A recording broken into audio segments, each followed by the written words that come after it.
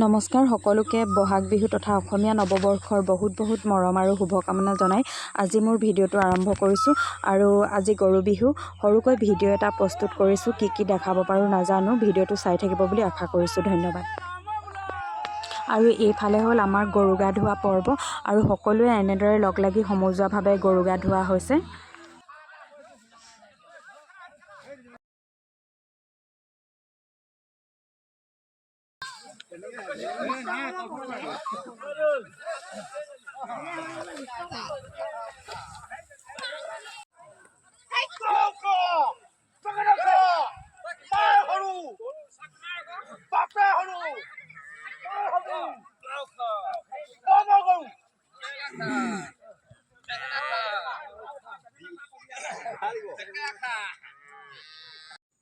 আৰু মই এইফালে আহিলোঁ এশ এবিধ বনৰীয়া শাক বিচাৰি, যিহেতুকে আমাৰ পৰম্পৰা আছে গৰু বিহুৰ দিনা এশ এবিধ শাক খালে বিভিন্ন ৰোগ ব্যাধিৰ পৰা উপশম পাব পাৰি। সেয়েহে মই আহিলোঁ এইদৰে শাক বুটলিবলৈ। বনৰীয়া শাক কি পাওঁ নাজানো, চবৰে এডাল এডালকৈ বুটলি লৈ যাম।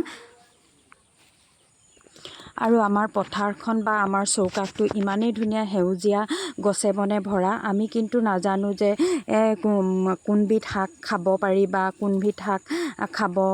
আচলতে প্ৰতিজোপা গছতে প্ৰতিজোপা বনতে ঔষধিক গুণেৰে সমৃদ্ধ হৈ আছে।